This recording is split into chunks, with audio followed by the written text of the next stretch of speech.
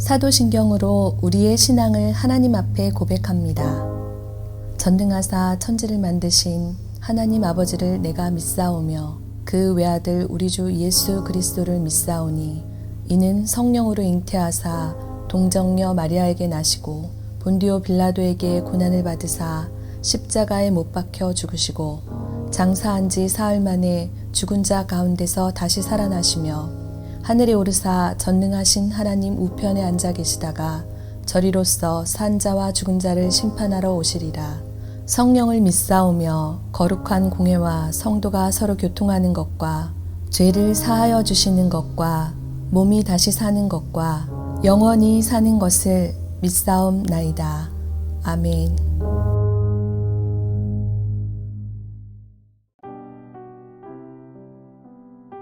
오늘의 말씀 다니엘 11장 20절에서 35절 말씀입니다.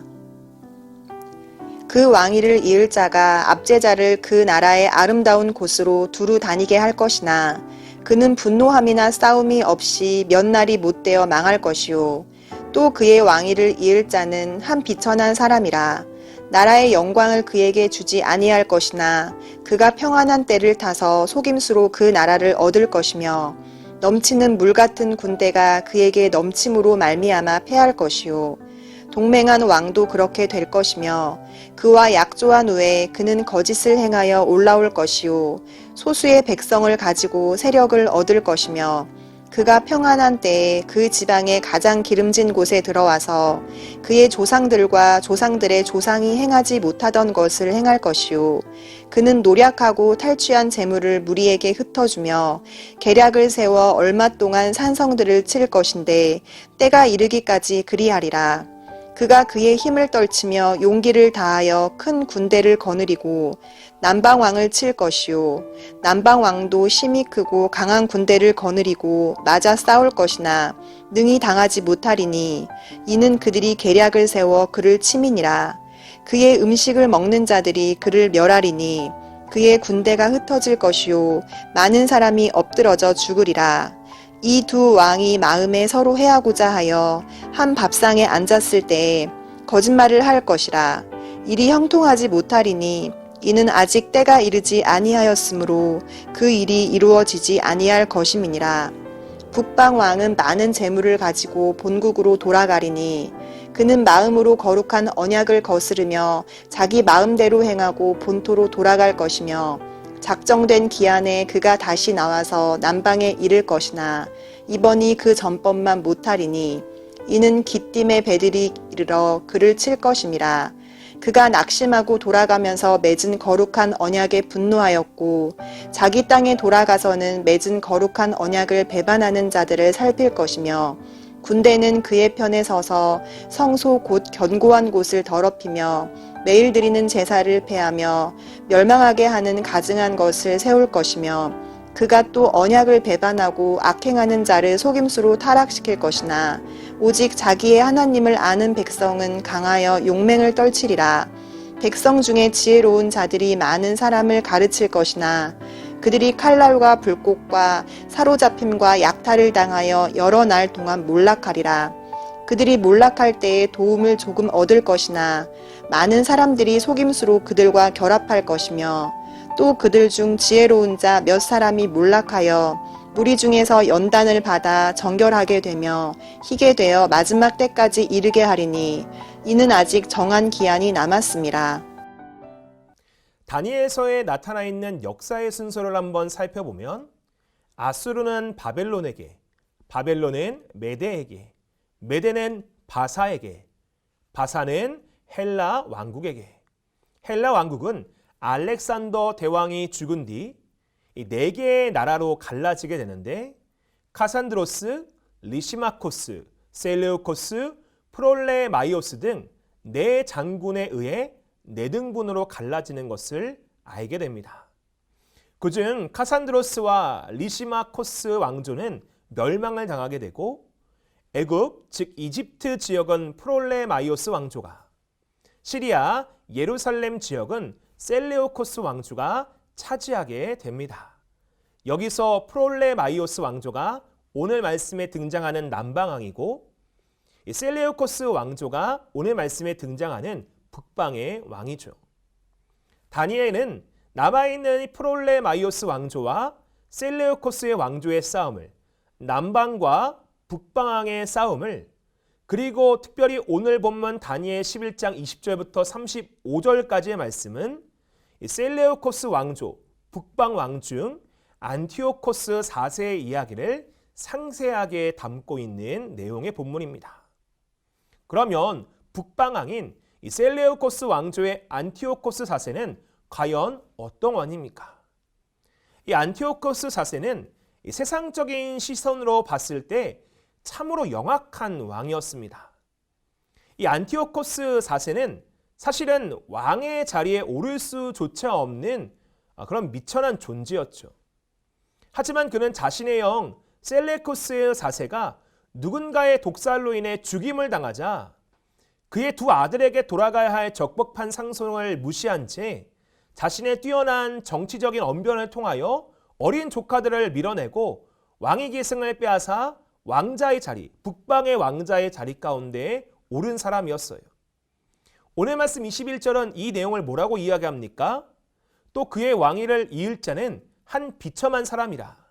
나라의 영광을 그에게 주지 아니할 것이나 그가 평안한 때를 타서 속임수로 그 나라를 얻을 것이며. 말씀은 안티오코스 4세가 평안한 때를 틈타 속임수로 나라를 얻었다라고 분명히 말하고 있죠. 예언하고 있죠. 자신에게 주어질 영광이 아닌데 그는 속이고 거짓을 말해 왕자를 얻었기에 성경을 그를 비천한 사람이다 라고 표현합니다. 그는 부끄러움을 모르고 수치심을 모르는 영악한 세상적인 왕에 불과했어요. 또 그는 거짓으로 자신이 왕이 될 수 있도록 도와주었던 동맹국들 또한 배신을 하게 됩니다. 오늘 말씀 23절의 말씀을 보면 그와 약조한 후에 그는 거짓을 행하여 올라갈 것이요 소수의 백성을 가지고 세력을 얻을 것이며. 자, 안티오코스 4세가 거짓으로 왕자를 차지한 만큼 기본적으로 그가 가지고 있는 세력이요 여러분 굉장히 약했어요. 그래서 그는 왕이 되고자 하여 페르가몬이라는 동맹국과 손을 잡아 왕에 오르게 되었는데 문제는 왕이 되고 힘이 커지자 동맹국과의 약속을 저버리고요. 동맹과의 관계를 깨어버리게 된 것이에요. 이처럼 그는 자신의 유익을 위해서라면 약속을 쉽게 어기고 동맹의 등에 칼을 꼽을 수 있는 참으로 영약하고 비천한 왕에 불과했다라는 것이에요. 또 말씀을 보면 그는 세상적인 욕심으로 왕이 되었듯이 더 큰 세상의 욕심을 많이 부린다라고 기록되고 있습니다. 25절의 말씀을 보면 그가 그의 힘을 떨치며 용기를 다하여 큰 군대를 거느리고 남방왕을 칠 것이요 남방왕도 심히 크고 강한 군대를 거느리고 맞서 싸울 것이나 능히 당하지 못하리니 이는 그들이 계략을 세워 그를 치민이라. 여기서의 남방왕은 앞서 말씀드린 것처럼 애굽 이집트 지역을 다스리고 있는 프롤레마이오스 왕조를 뜻해요. 이 안티오코스는 자신에게 쏠려 있는 안과 밖의 시선을 분산시키기 위해 전쟁을 일으킵니다. 그의 전쟁에는 합당한 명분조차 없죠. 단지 자신을 지키기 위해 전쟁을 일으킴으로 말미암아 사람들의 사지로 몰아갔다라는 것이에요. 그리고 또다시 계략을 새기고 여러분 속이고 감추어 결국엔 그 전쟁 가운데에서도 승리를 이루게 됩니다. 세상적인 관점에서 본다라면 그는 정말 머리가 좋은 사람 같아요. 권력의 의지도 강하고 정치적인 이해타산도 빠르고 영악하고 현실적이고 냉혹한 정치가가 분명해요. 근데 문제는 이처럼 우리가 세계 역사를 배우는 것으로 통해 성경의 말씀을 읽는 것이 아닌 그 역사를 통하여 하나님의 뜻이 무엇인지를 발견하는 것이 중요하지 않습니까? 자, 그래서 말씀을 보면 여기 있었던 이 안티오코스 4세가 세상적인 왕이었는데 문제는 그가 하나님 앞에서는 또 교만한 왕이었다라는 것이에요. 다니엘의 예언은 신구약의 중간사에 일어난 일들을 다루고 있습니다. 말라기부터 마태복음 사이에 일어난 일들을 다루고 있죠. 신구약의 중간사는 특이한 별명을 가지고 있어요. 침묵기 혹은 암흑기라는 별명입니다. 그것은 그때 하나님이 말씀하지 않았고 하나님이 자신의 모습을 드러내시지 않았기 때문에 침묵기 혹은 암흑기라고 이야기하며 실제로 그 시기를 다룬 성경의 내용은 거의 찾아보기가 힘들다라는 것입니다. 하지만 그렇다고 해서 하나님이 자신의 백성을 사랑하시지 않은 것은 아니죠. 왜냐하면 하나님은 우리를 사랑하시되 끝까지 사랑하기로 약속해 주셨기 때문이에요. 하나님이 침묵하신 것이 사실은 아니었죠. 그때에는 하나님의 말씀을 듣는 자가 없었던 것뿐이죠. 하나님은 자신들의 백성을 잊거나 무책임한 분이 결코 아니시다라는 것이에요. 그런데 이 세상적으로 강력한 힘을 얻었던 이 안티오코스 4세가 너무나 교만하게도 예루살렘을 향해 강력한 박해를 가했다라는 것이에요. 역사적인 기록을 보면 안티오코스 4세의 종교적인 박해는 극심했다라고 표현을 합니다. 특별히 안티오코스 4세는 이 팔레스타인, 즉 유대 지역, 이스라엘 백성들이 살고 있던 그 지역을 헬라화하는 정책을 강제적으로 시행했다라고 하죠. 이 헬라니즘 정책은 여호와 하나님을 섬기는 신앙을 너희는 버리고 헬라의 우상들을 섬기라, 제우스 신을 섬기라, 아테나 신을 섬기라 라는 것이에요. 그리고 주전 167년 12월에 종교법을 반포하며 본격적인 박해를 유다 민족에게 이스라엘 백성들에게 시행하게 되죠. 그는 예루살렘 성전 안에 제우스 신상을 세우고 그것을 경배하게 했고 이스라엘 백성들이 부정하게 여기는 짐승인 돼지를 잡아 제사를 강제로 드리게 만들었습니다. 성경의 말씀을 읽는 것과 소유하는 것을 금지시켰고 안식일과 절기를 지키지 못하게 했으며 할례를 베푸는 것도 멈추게 했습니다. 그리고 그것을 어기는 사람을 가차없이 죽여버렸죠. 심지어 성전 안에 매춘까지 자행하기에까지 이르렀다라는 것이에요. 이처럼 이 안티오코스 4세는 영악했고 세상적으로는 잘 나갔을지는 모르겠지만 하나님 앞에서는 참 불의했고 악했고 교만한 왕에 불과했다라는 것이에요. 자신의 힘과 능력, 지혜와 잘남을 믿고 하나님과 하나님의 백성들을 조롱한 비천한 왕에 불과했다라는 것이죠. 그런 그의 결말은 어떻게 되게 됩니까? 먼저 그가 박해를 가했던 예루살렘 땅에 해방운동이 펼쳐지게 돼요. 유다의 마카비 가문이다라고 불리는 한 가문이 있는데 그 가문이 하나님의 이름으로 봉기를 하고 안티오코스 4세의 세력과의 전쟁을 선포했다라는 것이에요. 물론 유다 마카비 가문의 힘은 절대적으로 약했고 싸움은 불리했죠. 하지만 유다는 자신의 군사대보다 훨씬 규모가 크고 강한 이 안티오코스의 고르기아스 군대에 맞서 싸울 태세를 갖춰요. 왜냐하면 하나님을 믿는 믿음이 그들 안에 있었기 때문에 아무리 큰 대적이라 할지라도 그들은 두려워하지 않았다라는 것이죠. 실제로 유다의 마카비 가문은 뭐라고 전쟁 앞에 외칩니까? 저들의 수가 많다고 두려워하지 말고 저들의 공격을 겁내지 마시길 바랍니다. 바로가 군대를 이끌고 뒤쫓아왔을 때 우리 조상들이 어떻게 구원받았는지를 기억하시기를 바랍니다. 이제 하늘을 향하여 부르짖읍시다. 그리하여 하나님께서 우리에게 하나님의 은혜를 베푸시어 조상들의 계약을 기억하시고 오늘 우리 앞에 있는 저 군대를 쳐부술 수 있도록 하나님의 도움을 구하십시다. 결국 이러한 간절한 기도는 유다인들의 마카비 가문의 승리로 이끌어주게 되었다라는 것이에요. 이처럼 유다 마카비 가문은 하나님 성전에서 벌였던 우상 숭배들을 다 몰아내고 다시 성전을 깨끗이 하는 것에 성공하게 돼요. 이스라엘 백성들은 이단을 너무나 기뻐하며 축하하기 위해 절기를 만들었는데 그 절기의 이름이 바로 말씀에도 등장하는 수전절이다라는 것이죠. 반면 안티오코스는요, 패배 가운데 충격을 받아 쓰러지게 되었어요. 그가 그토록 믿었던 군대가, 그가 그렇게 믿었던 장수가 유다인들과의 전쟁에서 참패했다라는 그 소식을 듣고 그는 큰 실망감에 빠지게 되었다라는 것이에요. 예루살렘에 세웠던 그 모든 제단이 다 헐어져 버리고, 그리고 유다의 그 민족들이 성전을 정화했다라는 그 보고를 받았을 때 그의 마음은 무너져 버리게 되죠. 역사학자들은 그 전쟁 가운데 패배했던 안티오코스 4세의 상황을 이렇게 표현합니다. 그는 자기가 원했던 대로 일이 되지 않자 실망한 나머지 병이 들어 자리에 누우게 되었더라.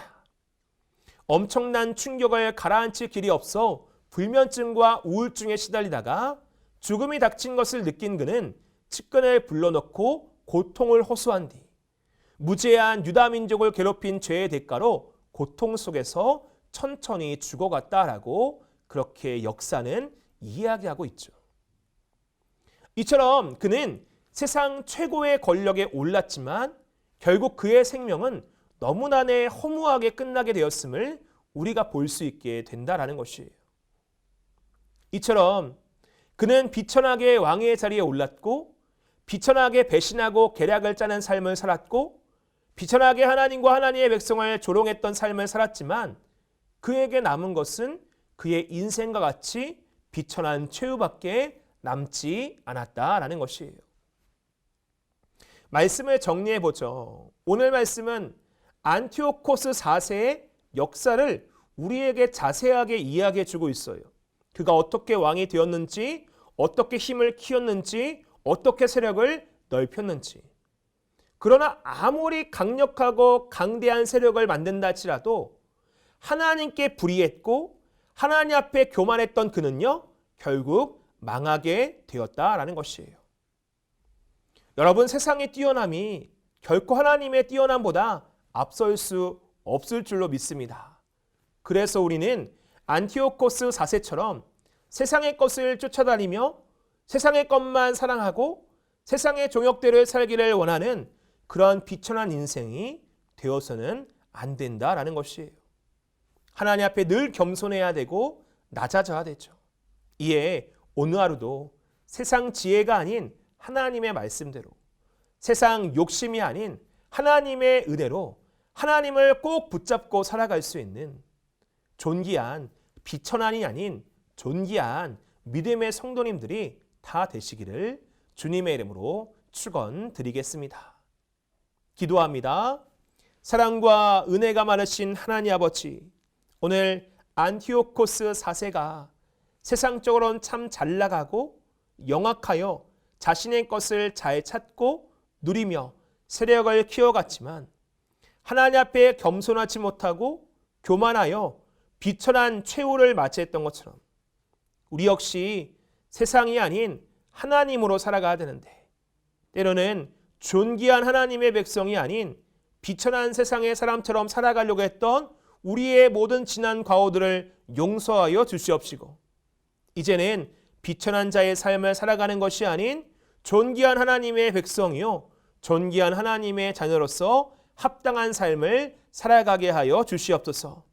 오늘도 세상 쫓지 않고 하나님 따르기를 소망합니다. 세상 것에 욕심 부리지 아니하고 하나님의 은혜 가운데 거하기를 소망합니다. 옳고 그름을 분명하게 구별하게 하여 주시고 옳은 길, 의의 길, 생명의 길, 십자가의 길로 나아가는 사랑하는 모든 성도들 되게 하여 주시옵소서. 감사드리오며 예수 그리스도의 이름으로 간절히 기도하옵나이다. 아멘. 주님이 가르쳐 주신 기도로 예배를 마칩니다. 하늘에 계신 우리 아버지여, 이름이 거룩히 여김을 받으시오며 나라가 임하시오며 뜻이 하늘에서 이루어진 것 같이 땅에서도 이루어지이다. 오늘 우리에게 일용할 양식을 주시옵고 우리가 우리에게 죄 지은 자를 사하여 준 것 같이 우리 죄를 사하여 주시옵고 우리를 시험에 들게 하지 마시옵고 다만 악에서 구하옵소서. 나라와 권세와 영광이 아버지께 영원히 있사옵나이다.